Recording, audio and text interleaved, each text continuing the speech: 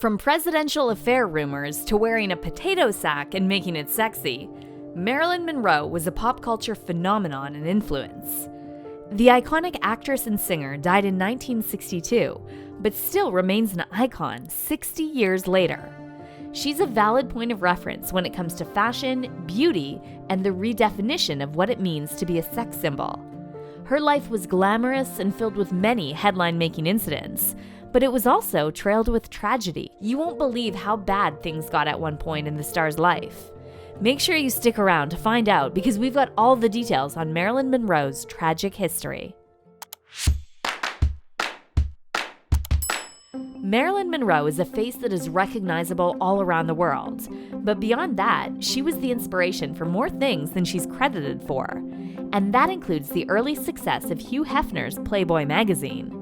But before the belle of Hollywood became a star, she struggled with some serious life challenges. Real name, Norma Jean Mortensen, Monroe was born on the 1st of June 1926 in California.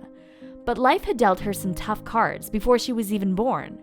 Her mother, Gladys Baker, née Monroe, had 2 ex-husbands but claimed that a coworker at Consolidated Studios had fathered young Marilyn. The vague identity of her father was only the first stumbling block that Marilyn Monroe would have to face. Her mother suffered from some mental health problems, which some believed to have been hereditary and passed down to Marilyn. And her mother's unstable mental health condition resulted in the rather rocky childhood that Marilyn experienced. Gladys Baker suffered from schizophrenia, which caused her to often be paranoid, and at only 2 weeks old, Marilyn was dropped off at the home of foster parents, Ida and Wayne Bolander.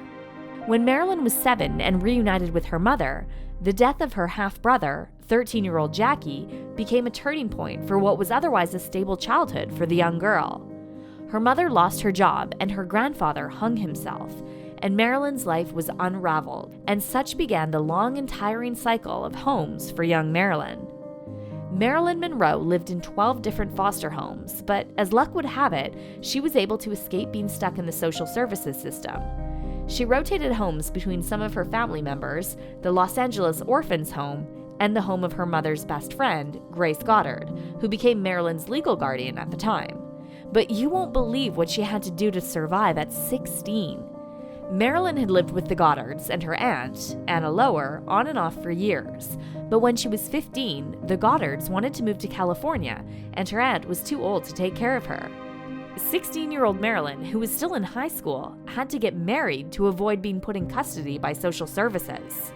And that was how she got her first marriage with 21-year-old James Dougherty, the Goddards' neighbor.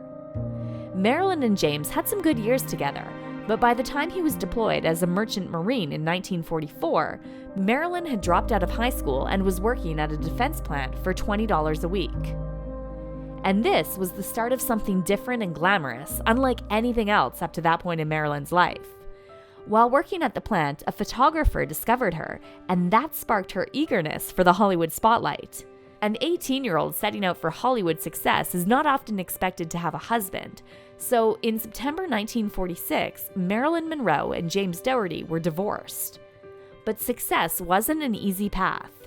Marilyn Monroe was a beautiful woman, there's no questioning that, but breaking into the industry required a lot more than just a beautiful face. And Marilyn learned that in a difficult way. While her photo shoots had outcomes that were stunning, she needed more. In 1946, she got a contract with 20th Century Fox, but she was dropped the following year. Then she got another contract with Columbia, but again, after just a year, she was dropped. This instability in her acting career is a trend that would carry on even at the peak of her career because she had a bad habit. Keep watching to find out what it was. With the inconsistency in her income and no fame to boost her up, Marilyn was struggling to pay her bills.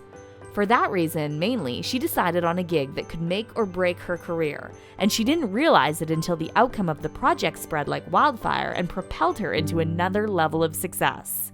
So what was the gig? Well, in 1949, Marilyn Monroe agreed to do a shoot with photographer Tom Kelly. Doing a shoot wouldn't have been a problem since she started her career as a model, but this shoot was different. It was a nude shoot, and her pay was just $50. A ridiculous setting, but as little as the payment from that shoot was, it became the big stepping stone to launch her acting career. Unfortunately, it was also the reason why she couldn't avoid a typecast. Marilyn's photos were sensational and appealed to a large portion of the industry's top squad. In fact, Playboy's Hugh Hefner paid for one of the photos' rights so he could publish it in the first centerfold of his magazine. But it wasn't the nudity that did the trick for her pivot into success. It was the honesty that came with it. Marilyn was not costing her reality, and she openly admitted that she did the shoot for money. And of course, money and success came her way. She was starring in some of the biggest movies, and her pictures were on every merchandise imaginable. But her problems were far from over. Remember the bad habit that nearly cost her career? It was tardiness. As talented and dedicated as she was, Marilyn Monroe struggled with stage fright and anxiety, and as a result, she was often late to production schedules. In one famously recounted incident, it took 28 takes for her to say one line before she finally got it right. This flaw in her professionalism, as well as the fact that she was mostly casted as the dumb blonde character, made it difficult for Marilyn's career to branch out any further than a particular niche. As she progressed in her career, Marilyn tried to establish serious relationships in her personal life, but it was not a smooth road. After her first marriage and divorce with merchant marine James Dougherty and her big break into Hollywood, Marilyn's next relationship was with baseball legend Joe DiMaggio. In 1952, Marilyn hit it off with DiMaggio, and by 1954, they were married in San Francisco. Their marriage was pleasant for a while. DiMaggio was uncomfortable with Marilyn's sex symbol status, which led to some tension. According to Elia Kazan, who Marilyn had an affair with, DiMaggio struck her and beat her several times. Rather unsurprisingly, the mental and physical abuse put a strain on their marriage, and in September of 1954, about 9 months after they first got married, the couple were divorced. The divorce and trend of events leading to it was not the last time Marilyn Monroe would experience disappointment in a relationship. Marilyn's third marriage was with Pulitzer-winning playwright Arthur Miller. The two met in 1951, while Marilyn was married to DiMaggio, but they didn't act on their mutual attraction until 1955. DiMaggio and Monroe were divorced, but Miller was married and heading towards a divorce. On the 29th of June, 1956, Marilyn Monroe and Arthur Miller were married. With her third husband, Marilyn was very emotionally involved, but she sadly found out that Arthur Miller was disappointed and embarrassed by her. After a disastrous shoot of Miller's 1961 screenplay, The Misfits, which had a character that was based on Marilyn's personality, the couple got divorced. Marilyn's marriage with Miller was the longest and last marriage she had, but it didn't give her the child she always wanted. She had endometriosis and suffered 2 miscarriages, as well as an ectopic pregnancy in the early years of their relationship.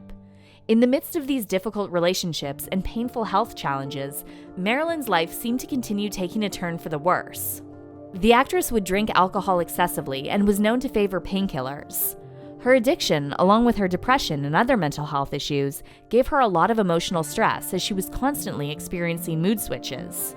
Marilyn Monroe had the full circle of Hollywood fame: the money, the movies, the recognition, the addiction, and of course, the affairs. As a sex symbol in the early 60s, Marilyn had been associated with several top celebrities and politicians. And while she definitely didn't have a relationship or affair with every name she's been attached to, she had a few racy and high-profile affairs. While married to Arthur Miller, she was said to have had an affair with her married co-star on Let's Make Love, Yves Montand. She was also rumored to have had an affair with Tony Curtis, her co-star on Some Like It Hot. However, these paled in comparison to the most iconic and famously rumored affair in all of history. It's believed that Marilyn Monroe had an affair with President John F. Kennedy in March of 1962, and she allegedly had an affair with his brother, Robert Bobby Kennedy, too. This prolific duo of affairs is also famously rumored as the cause of her death.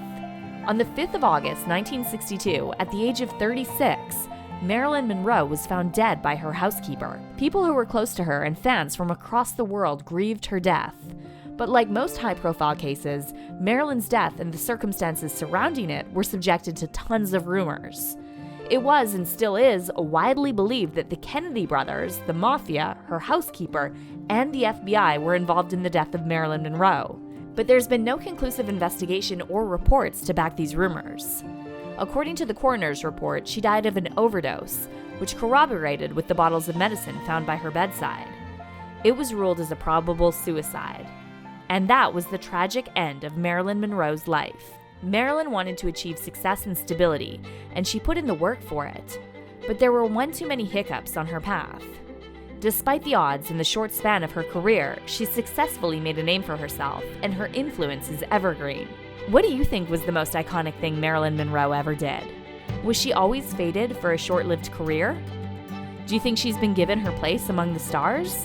Let us know in the comment section down below.